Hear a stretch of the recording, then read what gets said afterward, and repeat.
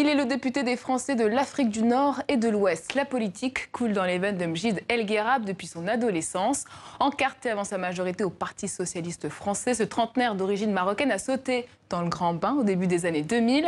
La campagne présidentielle de 2007 auprès de Ségolène Royal, la politique jamais un long fleuve tranquille. Il faut essuyer les trahisons et les coups bas. Chaque erreur peut coûter cher. Bonsoir Mjid El Guerrab. Bonsoir. Alors c'est un coup de sang qui va vous faire connaître au grand public. Vous êtes mis en examen pour violence volontaire avec arme après une altercation avec un député le 30 août 2017. Où en est le dossier? Car vous risquez jusqu'à 5 ans de prison ferme. Le dossier est en cours d'instruction. Et donc il y a une juge d'instruction qui en est saisie. Et comme je l'ai fait depuis plus d'un an, je ne me suis jamais exprimé sur le sujet dans aucun média et je vais continuer à m'en tenir là par respect pour le travail de la justice, mais aussi parce que c'est pas forcément quelque chose dont je suis très fier, en vérité. Qu'est-ce que vous êtes dit le soir du 30 août 2017? Votre carrière politique est finie? Tout s'arrête maintenant? Non, mais ça a été très très dur et vu le tsunami médiatique qui s'en est suivi, effectivement, je me suis posé beaucoup de questions et j'ai effectivement, je me suis posé la question de démissionner et voilà, donc je me suis entretenu avec tous mes proches, ma famille, mes amis, tous les gens qui m'ont soutenu et donc je me suis résolu à continuer et donc, je continue parce que j'ai beaucoup de choses encore à dire, j'ai beaucoup de choses à défendre, j'ai beaucoup de convictions à apporter dans le débat, notamment parlementaire, et c'est ce que je fais depuis un an. Sur 25 000 amendements, j'en ai défendu et déposé 1300. Donc, on ne devient pas un paria de la politique après ce qui s'est passé.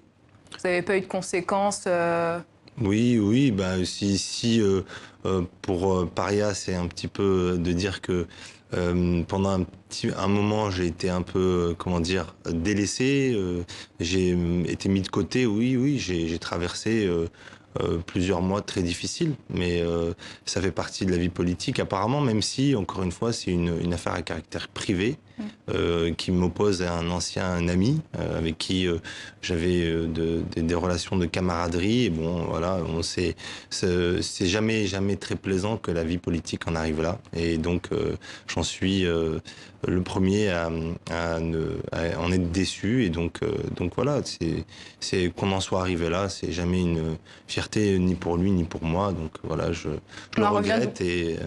On en revient donc à la politique. Alors ça a été votre sacerdoce. Comment un gamin qui a grandi à Aurillac, dans le sud de la France, était pris de la politique dès son adolescence? Dans le centre de la France. Centre de la France, voilà. Excusez-moi. S'il vous plaît.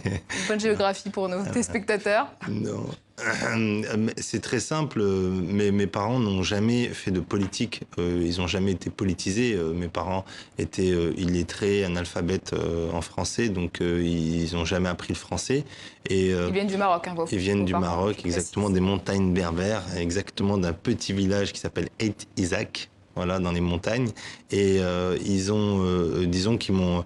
la chose publique, l'investissement pour les autres, ça a toujours été un peu dans l'ADN de mon papa. Et donc, c'est un peu via lui que j'ai voulu m'intéresser à la chose publique.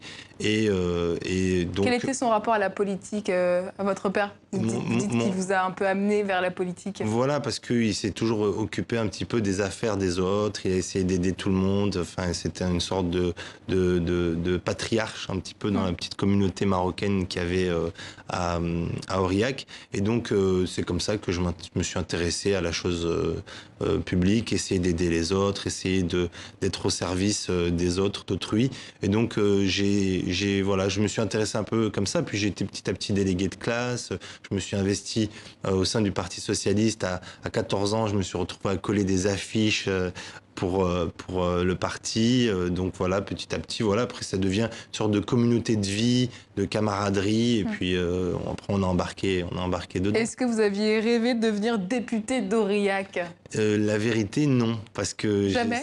Non, en fait, on le fait par réflexe, pour être avec ses amis, pour être avec ses potes, comme on dit, mais j'ai jamais pensé qu'un jour je serais député. Et c'était pas du tout un chemin qui m'était tracé, ni même une voie disons, familial ou un héritage. Et donc, j'ai jamais pensé ça. Ça l'est devenu par la force des choses, à force justement de porter des convictions, de s'engager, de dire des choses. C'est comme un match de foot. À force d'applaudir son équipe et d'être sur le banc de touche, un jour, on se dit, bon, bah, allez, je mets les crampons et je rentre sur le terrain. Est-ce que vos parents commentaient la politique du bled au Maroc, comme on dit? Pas du tout? Non, parce que à l'époque, c'était un peu difficile. C'était à l'époque de Hassan II, donc c'était un peu difficile. On parlait jamais de politique. Même la chose politique était un petit peu tabou. Donc on pouvait pas trop en dire ou quoi. Et même dès qu'on prononçait un petit peu des choses politiques, on nous disait tais-toi, tais-toi. De toute façon, il faut pas s'en mêler. Voilà, c'est trop compliqué. Voilà. Donc, mais bon, maintenant, le Maroc a évolué et tout le monde s'investit. Il y a une vraie société civile qui est là. Il y a des partis politiques qui sont là. Donc voilà, les choses ont changé. Alors, en tout cas, vous avez sauté dans le grand bain politique en 2006. C'était avec Ségolène Royal. À cette époque, vous aviez le sentiment d'être un faire-valoir, ce qu'on a appelé plus jeunes gens de cité, les Noirs et les Arabes, à investir le champ politique. Est-ce que vous avez le sentiment à cette époque de faire un peu caution de la diversité? Jamais, non, parce que moi, j'avais pas de rôle de porte-parole ou de visibilité. Moi, j'étais une petite main derrière. Je courais derrière Ségolène, je courais derrière les élus. Donc moi, j'ai jamais eu, comme je vous disais, vocation à entrer sur le terrain. Et puis les autres, comme Najat Belkacem et d'autres, sont rentrés vraiment de manière visible dans ce milieu-là, à cette époque-là. Et donc moi, je les regardais plus que... Voilà, donc moi, je me suis jamais posé ces questions-là. Et je crois que au Parti socialiste, même si ça a mis beaucoup de temps, les choses ont beaucoup évolué. Aujourd'hui, on voit, il y a des porte-paroles de toutes les couleurs. Il n'y a pas de... Ces questions-là n'ont plus lieu d'être. Alors après le Sénat, à la Caisse des dépôts, vous êtes aujourd'hui le député des Français de l'Afrique du Nord et de l'Ouest.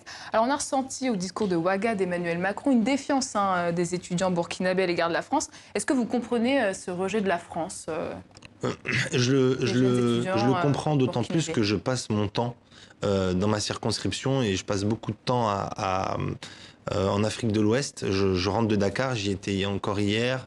Je suis très souvent là-bas et je vois effectivement qu'il y a ce qu'on appelle une forme de francophobie qui est en train de se développer petit à petit, avec des discours qui sont un petit peu politisés, qui sont sur le franc CFA, sur beaucoup de choses comme ça, sans vraiment comprendre. C'est un petit peu populiste. Et j'essaye de faire œuvre de pédagogie et d'expliquer que la France, le député français, c'est moi. Donc le député français, c'est moi. Je fais partie d'une partie de la représentation nationale. Donc le rapport colon, France-Afrique, etc., c'est terminé. Maintenant, on est dans une nouvelle ère. Emmanuel Macron, vous avez parlé du discours de Ouaga, a fait un discours très fort, très puissant. À Ouagadougou, il a affirmé des choses très fortes. Et aujourd'hui, on est dans un rapport d'égal à égal. Mais quand même, ces étudiants, ils insistaient sur la rupture du lien colonial. Selon vous, il n'est pas assez rompu, il est en tout cas, du point de vue politique, en tout cas, il est totalement rompu, puisque ça a été affirmé haut et fort, vraiment. Maintenant, effectivement, il y a peut-être encore des réflexes, il y a peut-être encore des entreprises qui sont dans ce rapport-là, un petit peu de c'est chez nous, l'Afrique c'est à nous, etc. Et donc ça doit changer. Et moi, je peux vous garantir une chose, c'est qu'en tant que député des Français de l'étranger, je vais faire en sorte que ça change et quand il faudra dénoncer et dire des choses haut et fort, je le ferai. Alors on le voit aussi, beaucoup de jeunes adhèrent sur la question du franc CFA au discours de Kémy Séba. Comment vous expliquez que ce discours panafricaniste radical d'un jeune homme qui a grandi en France un peu comme vous? Oui, le discours, la question du franc CFA, il faut la poser. Mais il faut la poser et y répondre de manière rationnelle et pas de manière politique. Si on pose une question en disant voilà pourquoi on doit arriver à cette conclusion-là, c'est pas très judicieux. Comment vous positionnez sur cette question? Moi, abandonner le franc CFA sur la question, je crois que moi je me mets vraiment dans les pas du président de la République qui a dit moi je suis à la disposition des États. S'ils veulent sortir du franc CFA, il n'y a aucun problème. Mais par contre, ça va poser des grosses questions de stabilité monétaire, ça va poser des questions de gestion de toute cette zone-là, sans garantie de la France. Et à la France, ça coûte. Donc il faut prendre le problème par le bon biais, c'est-à-dire par un biais rationnel, et pas passionnel. Si on le prend par le biais passionnel, effectivement, vous avez aucun homme responsable, qu'il soit africain ou pas, aucun homme d'État qui va vous dire on va sortir du CFA comme ça, sans regarder tous les effets, toutes les conséquences que ça peut avoir.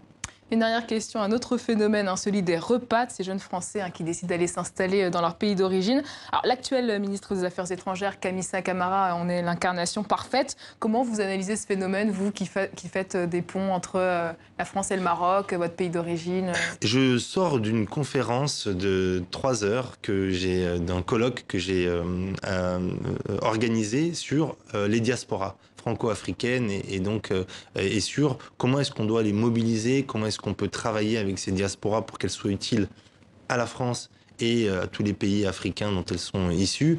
Et justement, ça, c'est exactement une incarnation de ce qu'il faut, c'est-à-dire qu'aujourd'hui, vous avez une richesse extraordinaire, que vous avez des profils qui sont magnifiques, et il faut que la France... Est-ce que finalement, ces jeunes n'ont pas eu l'impression d'être bridés en France pour avoir envie d'aller au Mali, de retourner dans leur pays d'origine? Attention, parce que souvent le retour est un choc culturel, parce qu'on vient avec une mentalité souvent occidentale, etc. Et on revient, et des fois il y en a beaucoup aussi qui se cassent les dents. Et donc il faut faire attention à tout ça, et il ne faut pas idéaliser ou mettre des fantasmes dans une forme de retour en pensant qu'on va nous attendre dans une sorte de haie d'honneur en disant « Ah, il revient, l'enfant prodigue ». Non, c'est aussi compliqué, il y a des systèmes à respecter et il ne faut pas non plus tomber dans une forme de... En tout cas, vous soutenez les repas, on a bien compris. Merci Mjid El Gharab, député français de l'Afrique du Nord et de l'Ouest. Merci d'avoir répondu aux questions de TV5.